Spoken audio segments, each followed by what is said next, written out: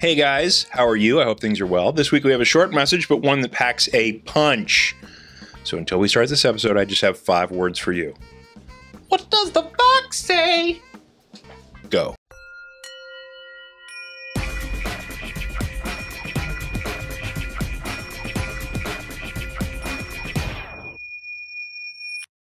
Hey, welcome to the I Am Podcast, where we answer all the questions about spirituality and inner peace you ever wanted to ask. I'm your host, Sean Webb. Okay, so today we start off with a story.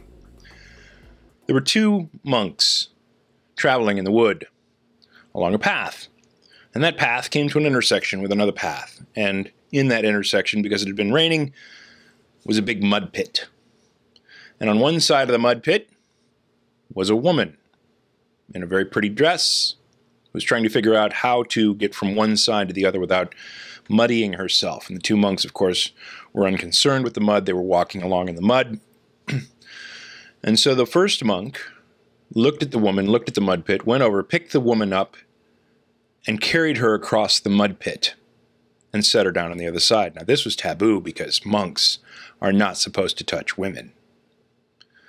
So the monk put the girl down, bowed, and the monks kept walking into the forest. And about an hour later, the second monk turned to the first monk and said, "Brother, I don't understand why you broke the law in touching that woman. Please explain." And the first monk turned to the second monk and said, "We left that girl an hour ago. Are you still carrying her?"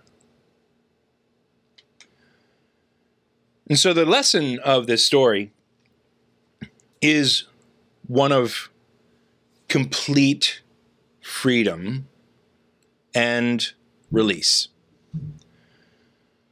The one monk took it upon himself to do the woman a courtesy of carrying her across the mud pit without getting her dress soiled.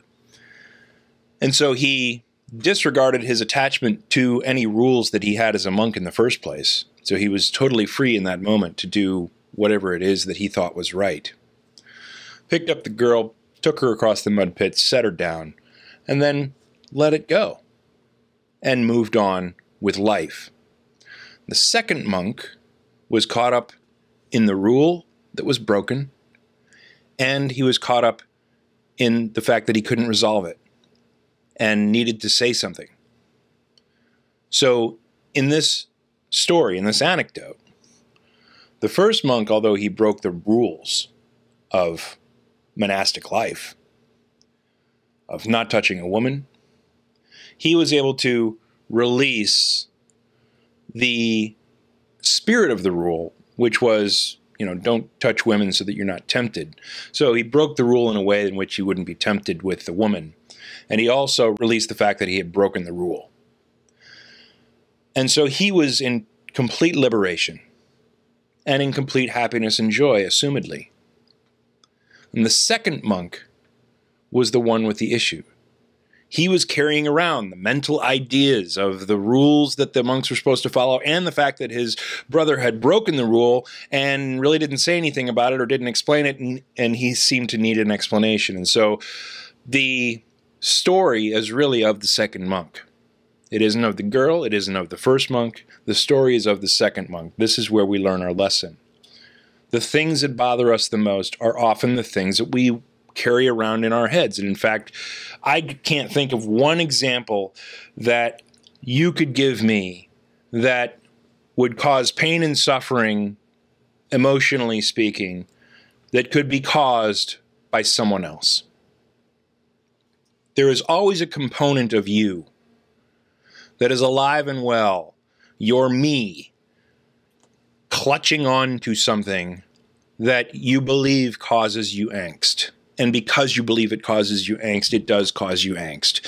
And it is your responsibility to claim that angst, or to claim that upset feeling, or to claim that confusion, to claim that whatever it is, because you are creating it. Your mind is creating it. And so it is only the discipline and the action of us releasing all the things that could potentially bother us if we held on to them that would then allow us to exist in bliss almost on a permanent basis. I mean, sure, there are uncomfortable chairs. There are uncomfortable life situations. There are physical ailments that you might run into that could cause issues with your life. But a lot of the stuff that we seem to struggle with every day is created in our own mind. And so simply remember that story of the two monks. At any point that you have something from your past that's coming and creating a psychological thorn in your side, remember that a portion of that is that you're holding on to something that you don't necessarily need to hold on to. And if you were to just release it, your life would be much better at that point.